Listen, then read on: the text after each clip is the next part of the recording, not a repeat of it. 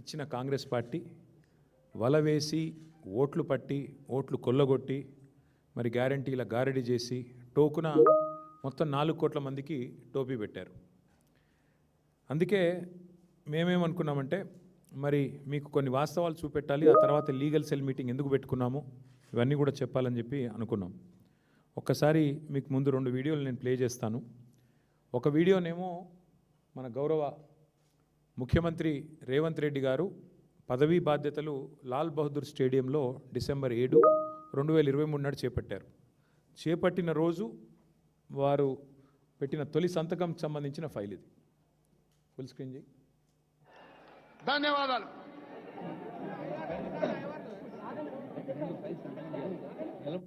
చేస్తారు. గౌరవ ముఖ్యమంత్రి గారు ఎన్నికల ప్రచారంలో భాగంగా తమ ప్రభుత్వం ఏర్పడగానే 6 గ్యారంటీలకు సంబంధించిన ఫైల్ మీద తొలి సంతకం చేస్తానని వాగ్దానం చేశారు. ఈ 6 గ్యారంటీల అమలుకు సంబంధించి అభయహస్తం చట్టానికి మార్గాన్ని సుగమం చేస్తూ ఇప్పుడు తొలి ఫైల్ పై సంతకం చేస్తారు. I request officers concern to bring the file.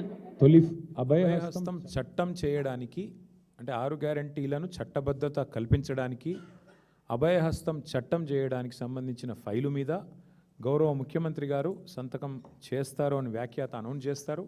తర్వాత ముఖ్యమంత్రి గారు సంతకం పెడుతూ ఫోటోలకు పోజ్ ఇచ్చారు, వీడియోగ్రాఫర్లకు పోజ్ ఇచ్చారు, అల్టిమేట్గా సంతకం పెట్టారు. తర్వాత రెండో కరెక్ట్గా ఇదేమో డిసెంబర్ 7, 2023 ప్రమాణ స్వీకారం చేసిన మొదటి రోజు అదే వేదిక మీద అభయహస్తం అనే చట్టానికి సంబంధించిన ఫైల్ పైన సంతకం పెట్టారు. ఇక రెండవది కరెక్ట్గా వారం రోజుల తర్వాత గవర్నర్ గారు ఉభయ సభలను ఉద్దేశించి ఆనాటి రాష్ట్ర గవర్నర్ తమిళిసై సౌందరరాజన్ గారు ఉభయ సభలను ఉద్దేశించి చేసిన ప్రసంగం ఇదే విషయానికి సంబంధించి ఇప్పుడు మీరు వింటారు. We have declared 6 guarantees for the welfare and development of the people. In time, with promises made, Chief Minister Shri Revanth Reddy Garu signed the file giving legal sanctity to the 6 guarantees soon after his swearing in. This proved the commitment and dedication of our government. My government 6 గ్యారంటీల we have declared అమలు 6 guarantees. చిత్తశుద్ధిగా మా ప్రభుత్వం ముందడుగు వేస్తున్నది. వాటికి చట్టబద్ధత కల్పించే విషయంలో, చట్టం చేసే విషయంలో. ఆ ఫైలు మీద ముఖ్యమంత్రి గారు సంతకం పెట్టారని ఎవరో ఐరాగార వ్యక్తి చెప్పలేదు.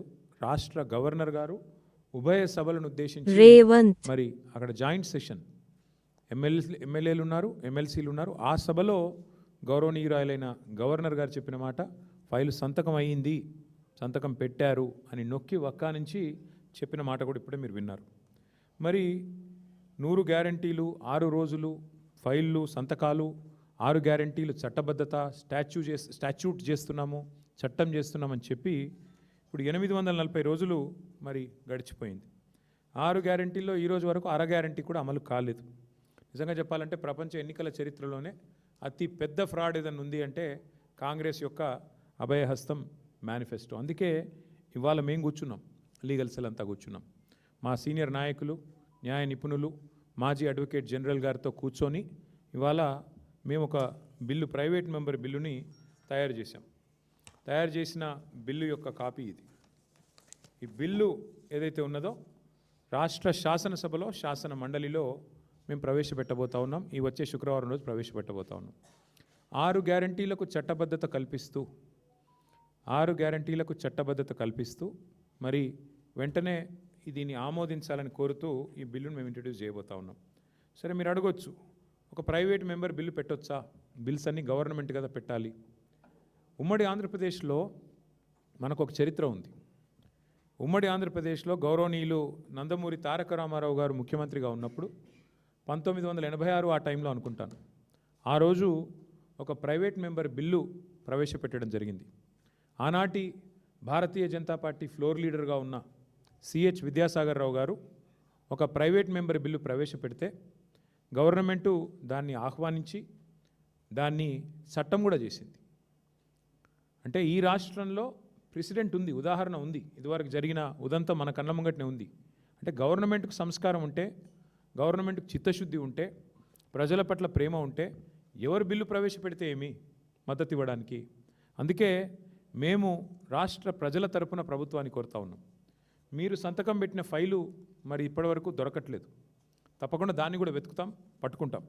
కానీ ఈ లోపల మీకు ఇబ్బందిగా ఉంది కాబట్టి, మీరు పెట్టలేకపోతున్నారు కాబట్టి మేము బిల్లు తయారు చేసుకొని వచ్చినాం.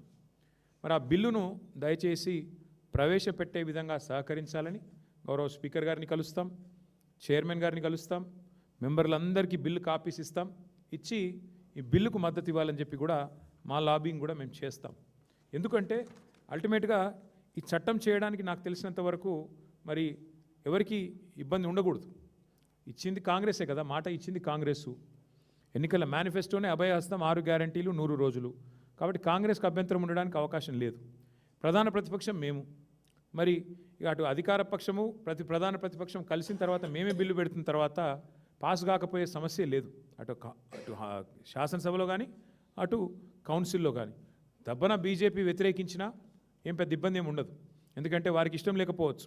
కాబట్టి మేము ఖచ్చితంగా ఈ బిల్లును ప్రవేశపెడతాము. దీనికి సహకరించాల్సిందిగా గౌరవ ప్రభుత్వాన్ని కూడా మేము కోరుతా ఉన్నాం.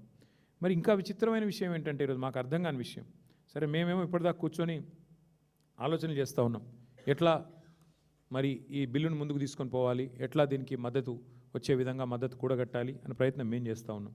మాకు అర్థం కాని విషయం ఏంటంటే ఇంత పెద్ద రాష్ట్ర ప్రభుత్వాన్ని నడిపే పెద్దలు ఎంత గంభీరంగా ఉండాలండి. ఒక ఫైల్ సంతకం పెడితే ముఖ్యమంత్రి గారు ఆ ఫైలు దొరకకుండా పోయే ఆస్కారం ఉంటుందా? ఇట్లా అబద్ధాలు చెప్పవచ్చునా? ఫైలు సంతకం పెట్టి 2.5 ఏళ్ళు అయిపోయిన తర్వాత, 840 రోజులు అయిపోయిన తర్వాత ఆ ఫైల్ ఎక్కడ ఉంది అని అడిగితే సమాధానం చెప్పలేని దుస్థితి ప్రభుత్వానికి ఉంటుందా ఎక్కడైనా దేశంలో? ఇవాళ ఆ దుస్థితి రాష్ట్రంలో కనబడతా ఉంది. మాకు అనుమానం వస్తుంది, మరి ఏమన్నా రాను పోను ఢిల్లీ విమానంలో ఎక్కడైనా పోగొట్టుకున్నారా? ఢిల్లీ ఎక్కువ తక్కువ వచ్చిపోతారు కదా, ఎప్పుడైనా ఢిల్లీ విమాన పర్యటనలో ఎక్కడన్నా తప్పిపోయిందా ఫైలు? లేదా ఎఫ్ఎస్ఎల్ అగ్ని ప్రమాదంలో కాలిపోయిందా? లేదా మొదటి సంతకమే మోసంతో మొదలైందా అనేది ఇవాళ తేలవలసిన ప్రశ్న.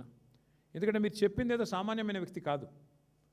రాజ్యాంగబద్ధమైన పదవిలో ఉన్న గవర్నర్ గారు, రాజ్యాంగబద్ధమైన పదవిలో ఉన్న ముఖ్యమంత్రి గారు ఈరోజు ఈ రాష్ట్రంలోనే ఒకరు కాన్స్టిట్యూషనల్ హెడ్, ఒకరు గవర్నమెంట్ హెడ్.